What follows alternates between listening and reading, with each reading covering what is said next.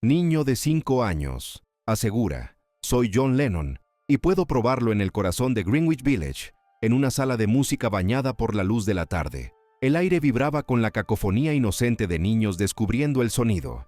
Entre ellos se encontraba Leo Santos, un niño de 5 años de ojos profundos y una quietud que contrastaba con la energía de sus compañeros. Hasta ese día, Leo era simplemente un observador silencioso en un mundo de ruido. Su madre, Ana, una arquitecta de mente lógica, lo veía como un alma sensible, un niño que parecía escuchar una melodía que nadie más podía percibir. Aquella tarde, mientras su profesora de musicalización se sentaba al piano, nadie podía imaginar que el silencio de Leo estaba a punto de romperse, y con él, la comprensión del mundo sobre la vida, la muerte y el legado. La profesora, con una sonrisa paciente, comenzó a tocar las sencillas notas de Brilla, brilla, pequeña estrella, una melodía universal para iniciar a los pequeños en el mundo de la música. Fue entonces cuando ocurrió lo inexplicable. Leo se levantó de su pequeño círculo en el suelo y caminó hacia el piano con una determinación incomprensible para su edad. No fue un capricho infantil, sino un movimiento cargado de propósito. Con una delicadeza pero con una firmeza que heló a la profesora, apartó sus manos de las teclas. El silencio llenó la sala, expectante y pesado. Todos los ojos estaban fijos en el pequeño niño, cuya expresión había cambiado de una curiosidad infantil a una seriedad profunda y melancólica, como si estuviera recordando algo lejano y perdido. Con sus diminutos dedos, Leo no tocó la canción infantil. Lo que emergió del piano fue una variación compleja y conmovedora de la melodía, impregnada de acordes de jazz y una técnica armónica que un virtuoso adulto tardaría años en dominar. Las notas fluían con una emoción cruda, contando una historia de anhelo, pérdida y esperanza. La profesora, instintivamente, había comenzado a grabar la actividad para los padres, y su teléfono ahora capturaba un milagro imposible. El niño tocaba no como alguien que ha aprendido, sino como alguien que recuerda. La música que creaba era un eco perfecto del estilo, la cadencia y el alma de un ícono musical perdido hace décadas. Era un fantasma sentado al piano, en el cuerpo de un niño de 5 años. Cuando la última nota resonó y se desvaneció en el aire, Leo se giró hacia su estupefacta profesora. La seriedad en su rostro se suavizó, pero sus ojos contenían una sabiduría ancestral. Con una voz clara y sin rastro de vacilación infantil, pronunció las palabras que iniciarían un terremoto global. No era así como yo la tocaba. Hizo una pausa, mirando a la cámara del teléfono como si supiera que su audiencia era el mundo entero, y añadió, mi nombre es John, y tengo una última canción para el mundo. Aquel momento, capturado en un simple vídeo de teléfono, no era solo una proeza musical, era una declaración, una puerta que se abría a un misterio que desafiaba la propia realidad.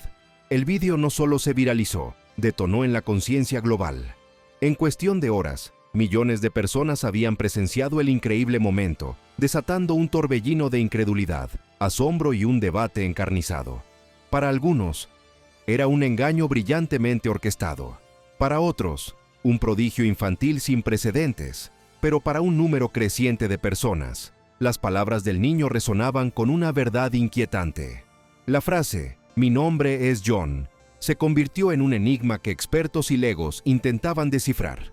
El mundo, hambriento de maravillas, se aferró a la historia, observando cada desarrollo con una mezcla de esperanza y escepticismo. La pregunta no era si el niño tenía talento, sino si era posible que fuera quien decía ser. Para Ana Santos, la madre de Leo, el fenómeno viral era una tormenta que amenazaba con devorar su vida. Ella no veía a una celebridad en ciernes, ni a la reencarnación de un ídolo. Veía a su hijo, un niño pequeño y vulnerable, en el epicentro de un huracán mediático. La confusión y el miedo la consumían.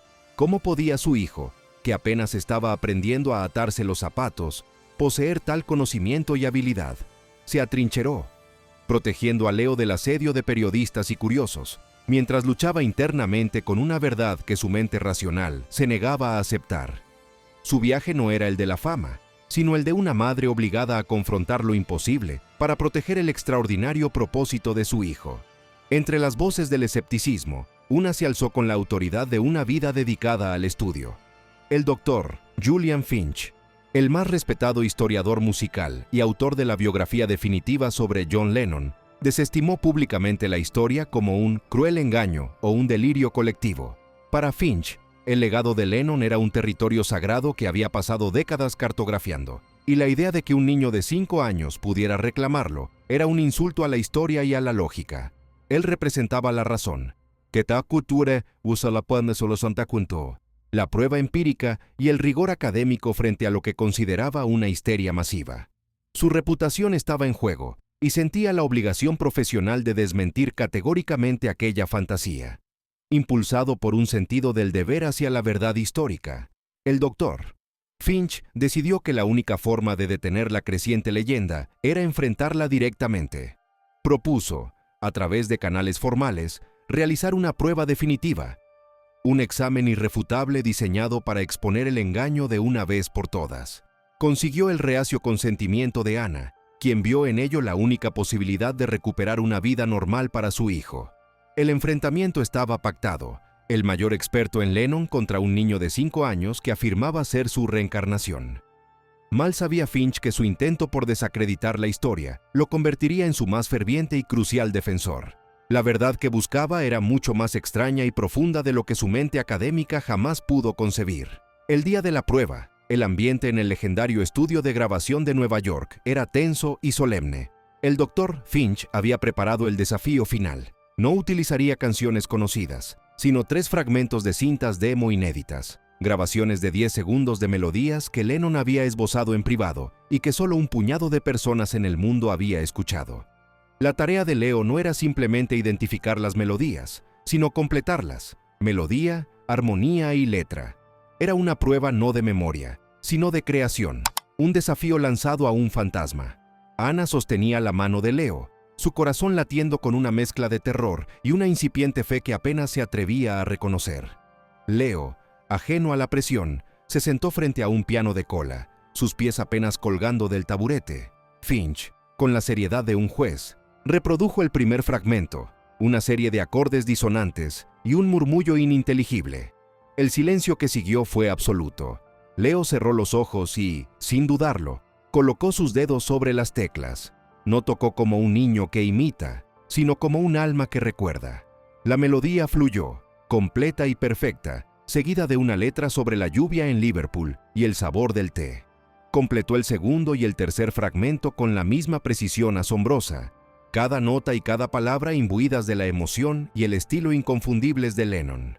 Pero lo que rompió la última barrera del escepticismo de Finch no fue solo la música. Después de tocar cada pieza, Leo miró al historiador y explicó el contexto emocional exacto de cada composición. Esta la escribí una noche en Rishikesh, cuando extrañaba el sonido de la ciudad, dijo sobre una, y esta otra fue justo después de una discusión con Paul. Se puede sentir la rabia en los acordes. Explicó sobre otra, eran detalles íntimos, pensamientos no documentados, sentimientos que solo el propio John Lennon podría haber conocido. Finch sintió que el suelo se abría bajo sus pies. Toda su vida de estudio y certeza se desmoronaba ante la evidencia innegable que tenía delante.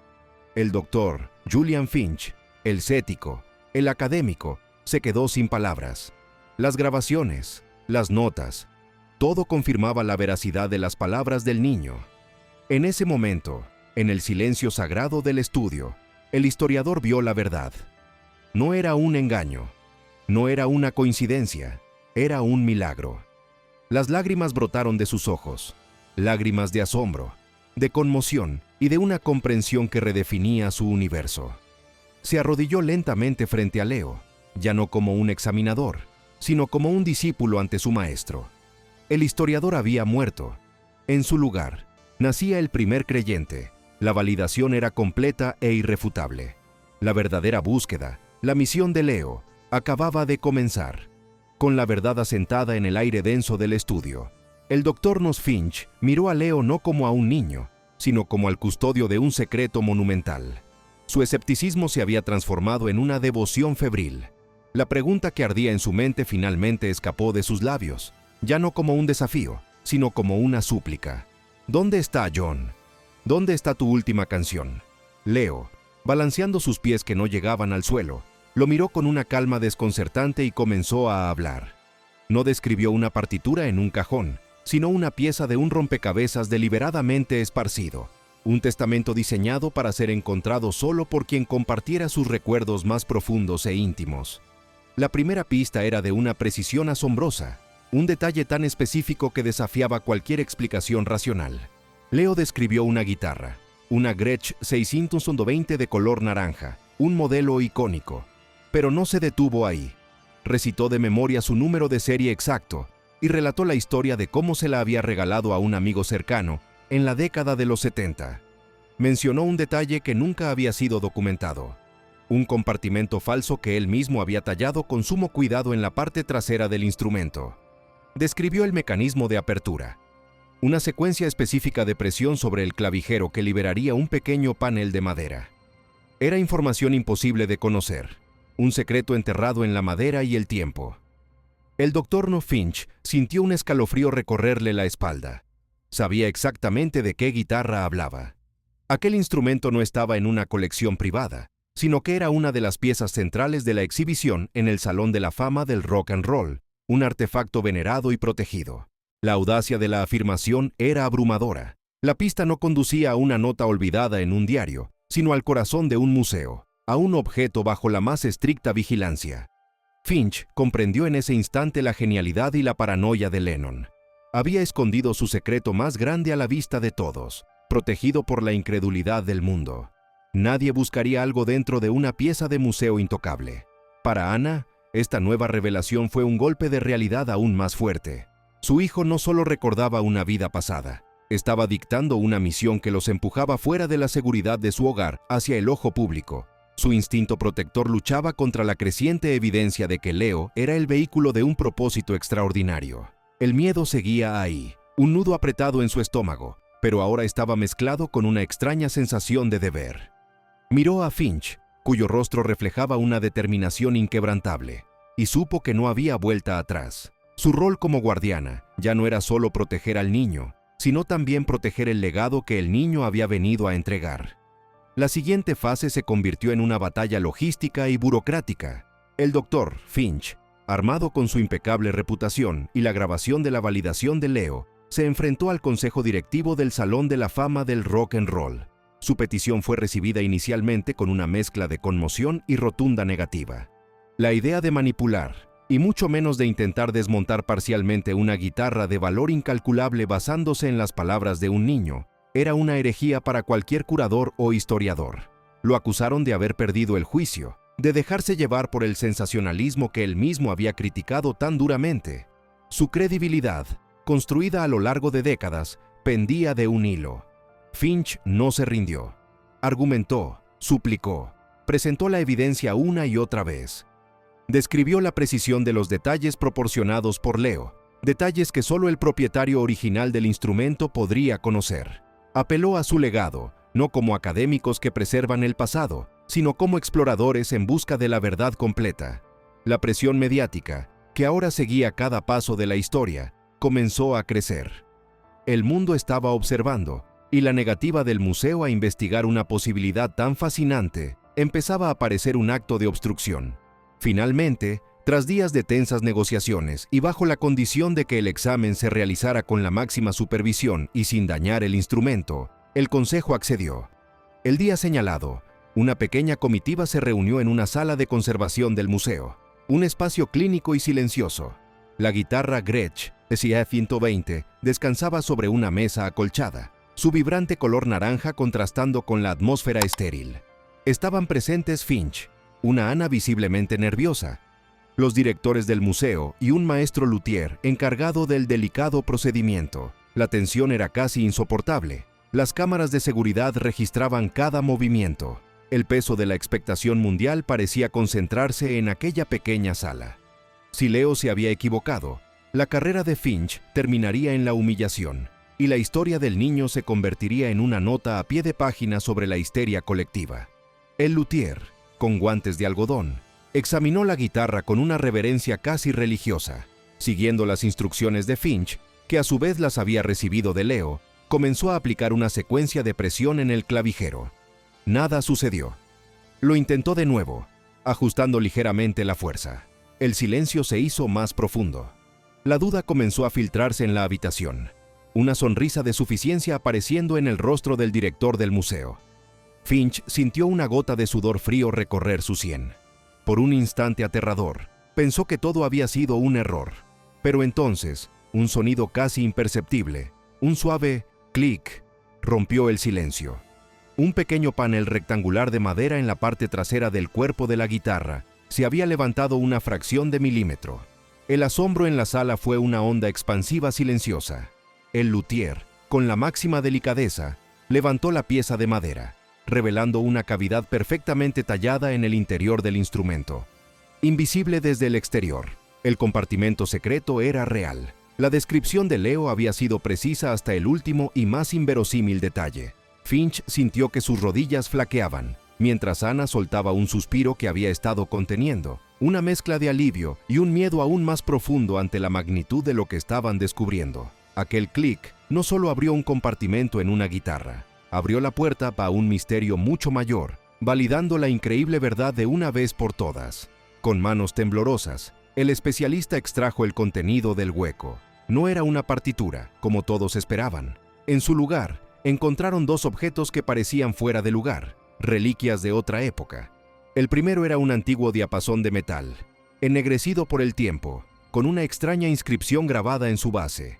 El segundo era una pequeña cinta de casete, de las que se usaban en las grabadoras portátiles de los años 70. La ausencia de una partitura fue desconcertante al principio, pero la presencia de aquellos objetos sugería que no estaban ante una simple canción perdida, sino ante algo mucho más complejo, un enigma meticulosamente construido. La comitiva se trasladó a una sala de audio. Con una reverencia casi ceremonial, un técnico desempolvó un viejo reproductor de casetes, introdujo la cinta, y tras un breve siseo de estática, la habitación se llenó con una voz que el mundo entero conocía. No era la voz cantante de John Lennon, sino su voz hablada, íntima y directa, como si estuviera grabando un diario personal. Hablaba con una urgencia contenida, la voz de un hombre que ha hecho un descubrimiento tan profundo que lo asusta y lo maravilla a partes iguales. El doctor, Finch y Anna se tomaron de la mano, sintiendo el peso histórico de aquel momento. Estaban escuchando un mensaje de ultratumba. La voz de Lennon en la cinta reveló la verdadera naturaleza de su última obra. No la llamó una canción, sino el Proyecto Resonancia. Explicó su convicción, basada en sus estudios de la cimática y las filosofías orientales, de que ciertas combinaciones de frecuencias armónicas podían estimular fisiológicamente los centros de empatía del cerebro humano. Su composición no era arte por el arte, sino una herramienta científica. Una clave sónica diseñada para disminuir la agresión y catalizar la conexión humana a una escala masiva. Era una idea tan radical, tan revolucionaria, que convertía la música en una tecnología para la paz. Lennon continuó explicando por qué había ocultado su descubrimiento. En sus últimos años, se dio cuenta de que la tecnología de la época era insuficiente para transmitir la pureza de las frecuencias que había descubierto.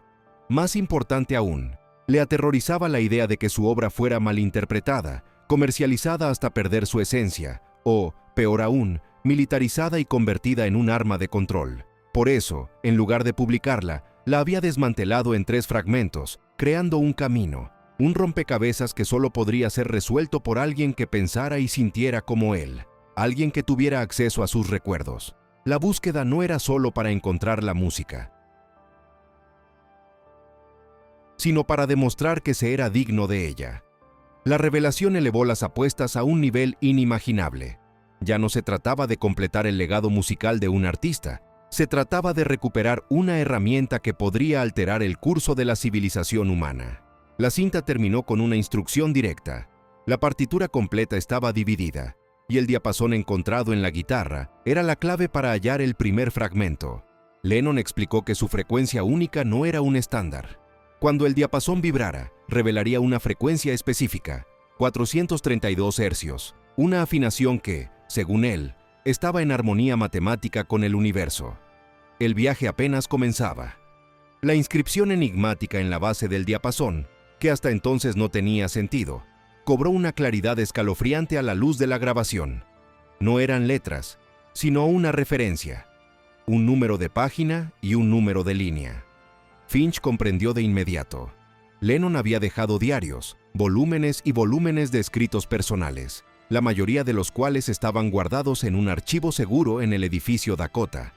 El diapasón no apuntaba a un lugar, sino a una palabra oculta en sus pensamientos más privados que, combinada con la frecuencia de 432, revelaría las coordenadas exactas del primer fragmento de la partitura. El impacto de esta revelación transformó por completo la misión. Finch, Anna y su pequeño equipo se dieron cuenta de que estaban al borde de una casa del tesoro global, diseñada por una de las mentes más creativas del siglo XX. El tablero de juego era el propio pasado de Lennon, y las piezas eran sus recuerdos, encarnados en el pequeño Leo.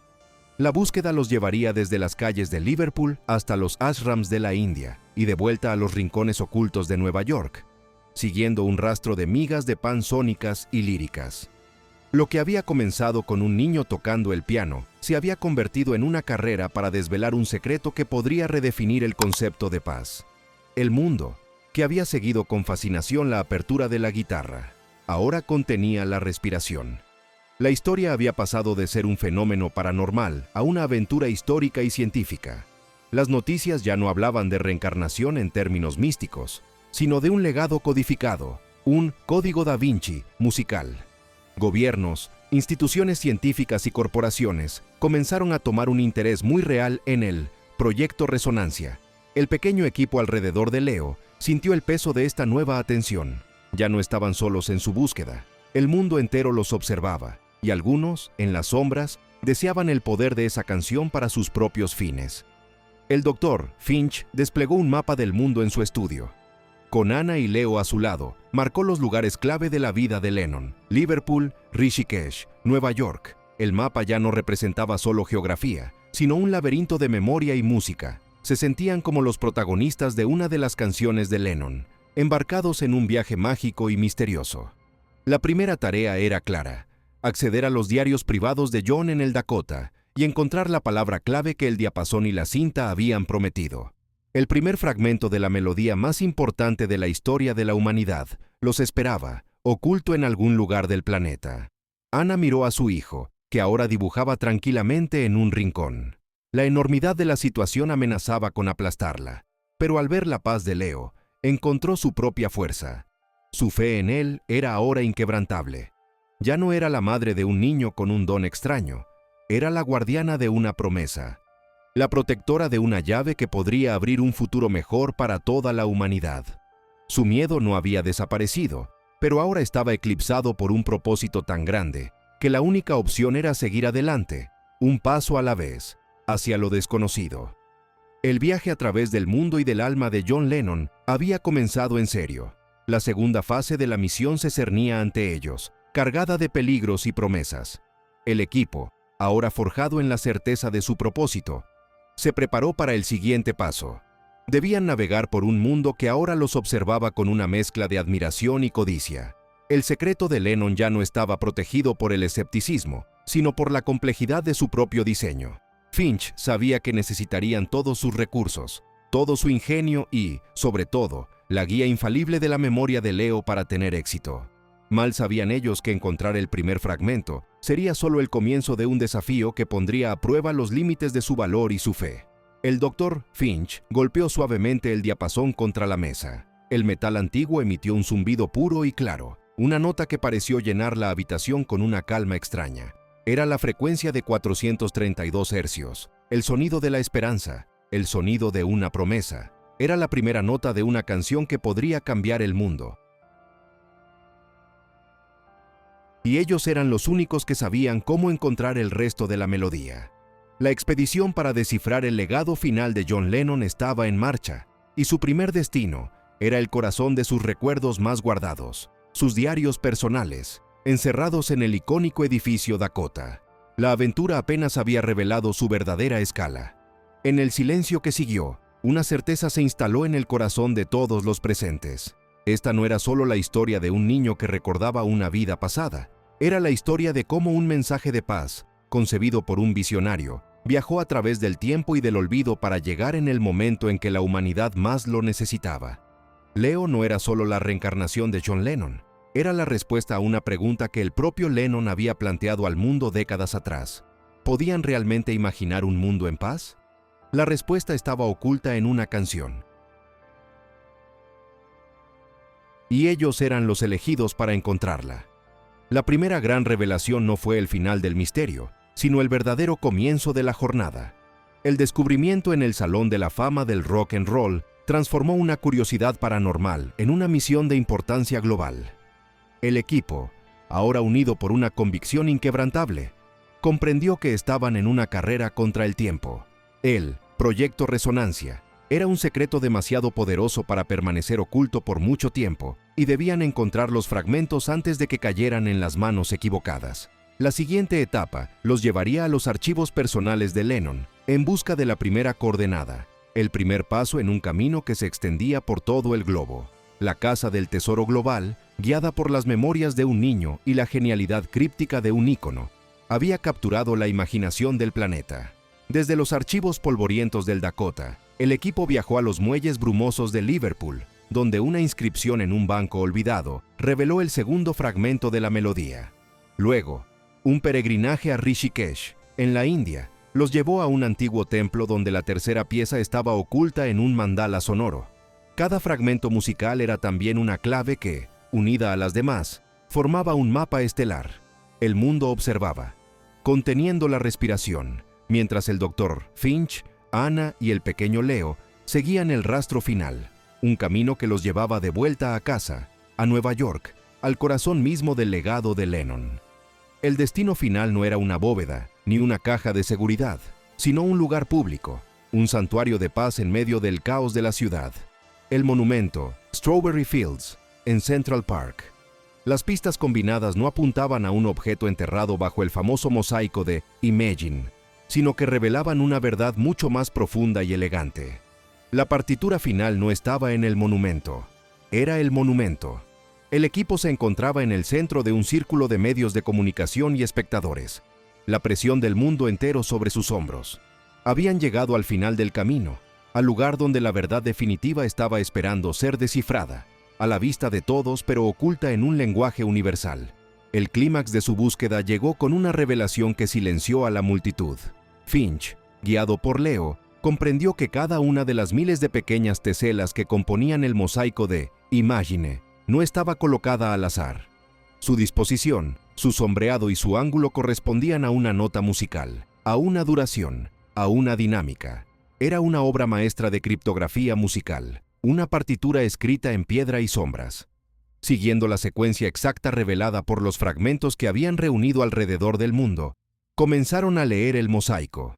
La melodía final, la composición completa del Proyecto Resonancia, se reveló ante ellos, no como un sonido, sino como un patrón visual. Junto a la decodificación de la melodía, encontraron la última pieza del rompecabezas, un conjunto final de instrucciones dejadas por Lennon, codificadas en el borde exterior del mosaico. No eran solo notas, sino una guía precisa sobre cómo la pieza debía ser orquestada. Especificaba una combinación de instrumentos clásicos y étnicos de todo el mundo, y, lo más crucial, detallaba las frecuencias de radio exactas y las ondas portadoras que debían usarse para transmitir la pieza globalmente, asegurando que la resonancia sónica llegara intacta y pura a cada rincón del planeta. La revelación fue completa. La paz no era solo un sueño idealista, sino una ciencia precisa que comenzaba con una vibración compartida, un acorde universal. El peso de este descubrimiento cayó sobre el mundo como una epifanía colectiva. La humanidad se unió en un esfuerzo sin precedentes para cumplir con el testamento de Lennon. Músicos de todas las naciones, desde las grandes orquestas filarmónicas hasta solistas tribales, se reunieron para grabar la canción, ahora titulada One Resonant Chord, un acorde resonante. La pieza era de una belleza sobrecogedora, una melodía que parecía hablar un lenguaje anterior a las palabras, una armonía que resonaba no en los oídos, sino directamente en el corazón humano. El mundo se preparó para el evento de transmisión más grande y significativo de la historia, un momento de unidad global en una escala nunca antes imaginada. El día de la transmisión, el planeta se detuvo. A una hora coordinada, todas las estaciones de radio, Canales de televisión y plataformas de Internet silenciaron su programación habitual y emitieron simultáneamente One Resonant Chord. Desde los rascacielos de Tokio hasta las aldeas más remotas del Amazonas, la misma melodía envolvió a la humanidad. Por unos minutos, no hubo fronteras, ni conflictos, ni diferencias. Solo existía el sonido, una vibración compartida que conectaba a cada ser humano en una experiencia singular de profunda empatía y calma. No fue un milagro ruidoso, sino un cambio silencioso y profundo, una realineación del espíritu humano.